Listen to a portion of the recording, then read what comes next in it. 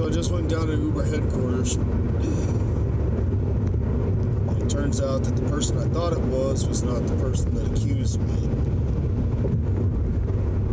They can't tell me anything else other than that.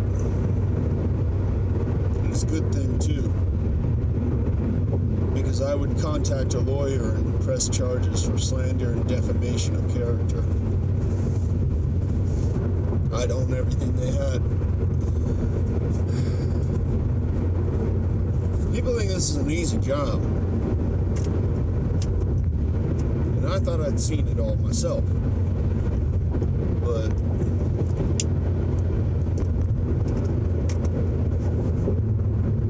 this takes the cake. I'm on suspension because of being accused of drinking and driving with a passenger in the car. Thankfully, showing up at headquarters is going to prevent my account from being suspended for a full 48 hours. It sounds like I'll be able to drive for Uber again tonight at 11 o'clock.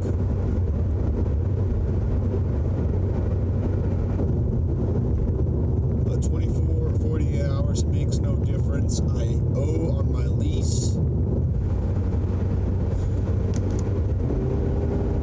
Not being able to drive takes food out of my girlfriend's stomach, out of my stomach, take clothes off our back, takes rent money away from us. And all of this is occurring in a 3-month period now, since my stepdad died, and I've had nothing but a stroke of bad luck. And I can tell you why.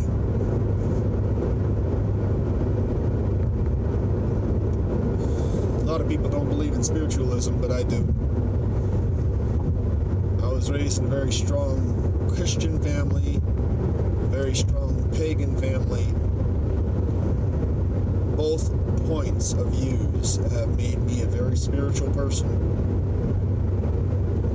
My stepdad was raised on the Navajo reservation in Arizona.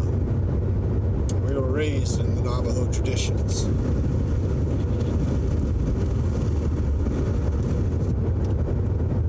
And it is custom that after a loved one's passing, after their sending, that's what it's called. It's called ascending. You say goodbye to the person and wish their soul good fortune in the afterlife. After their sending, you are given 1 week of mourning, then it's back to life as you knew it before their passing. If you do not respect the loved one's passing and mourn for this week, the spirits come back to you. Unfortunately, due to my lease and bills, I was not able to complete my week worth of mourning. I was only able to complete 3 days. I believe thoroughly that it was the spirits coming to me that have caused this stroke of bad luck. This is the second time now that my ATM has been stolen and used against me. This is the first time I've had a speeding ticket. I've fallen behind on the lease and my gas card almost $1,000.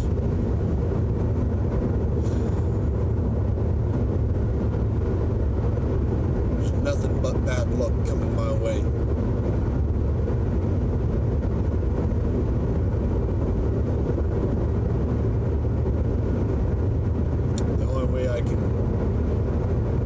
Right this injustice is by having a medicine man cleanse me. Unfortunately, I don't know any medicine men. My uncle is the closest person I know to a medicine man, but he's in North Carolina.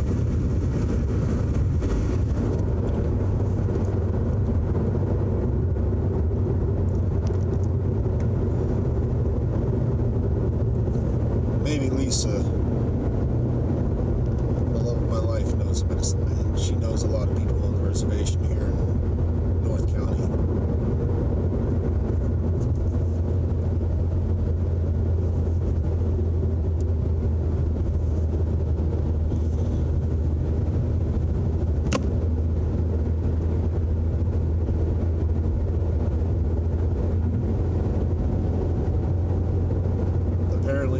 charges were leveled against me yesterday, and the nearest I can figure is I was tired.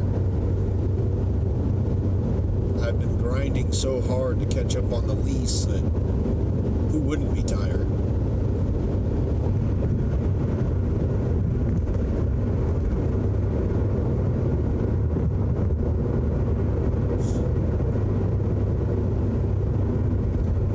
Uber, I've been doing my very best to keep you guys in the limelight in a positive manner, because all you've been receiving lately is negative notoriety. You just let go of 20 drivers for sexual harassment, and they can't prove their innocence or guilt because we don't have cameras in the car. And I just read that it is against Uber regulations to carry firearms in the car, but with the people that I have had in my car, it's a wonder that I get home safely. Now, thankfully, I don't have a firearm yet.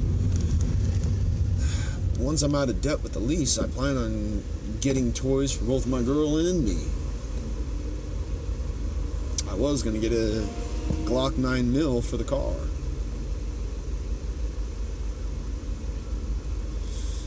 For safety purposes, of course.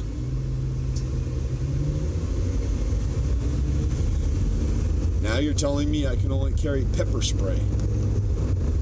Alright.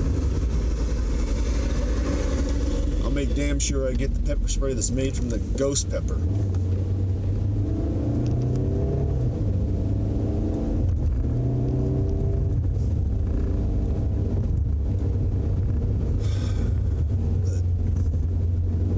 Trying to keep you guys in a positive light when all this is occurring, it's getting hard to do, Uber. You gotta work with your drivers. They're the ones that make you the money. You don't make us the money, you just find us the fares. It's up to us to make the money.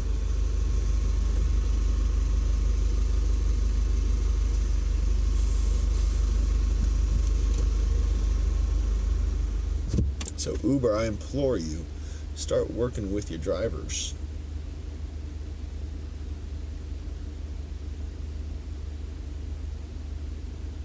About the friendliest thing about you is your representatives down there at Miramar headquarters. They're the only ones that I've spoken to that actually have an understanding. And that's because we actually see each other face to face. They see the truth of it in your eyes.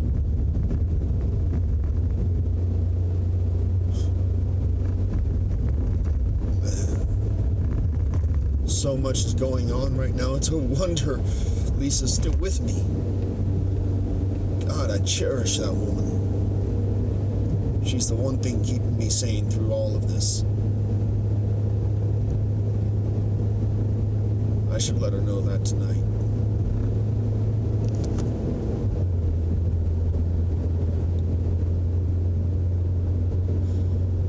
But you know that's the one thing that helps, is having a spouse at home, a loved one at home.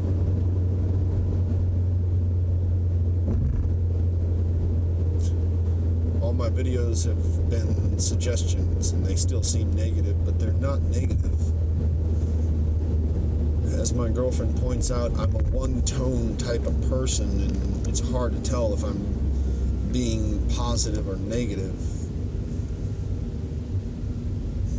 Trust me, you'd know if I was being negative. You ever have a drill instructor go off on you? It ain't fun.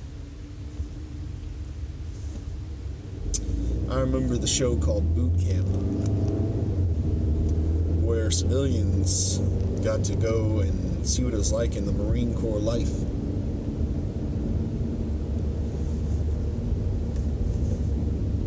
Turns out that my summer school history teacher knew him personally because he lived out here in Oceanside. The show was based in Camp Pendleton. She knew him personally and had him come into class because I had mentioned I was raised in a military family. She wanted everyone to see what it was like. That was back in high school, so when he got in my face, of course I was choking back tears, but I said, yes, sir, no, sir, 3 bags full, sir. Because when you're that young, you're very impressionable, and having someone that intense in your face, it's a memorable experience, that's for damn sure.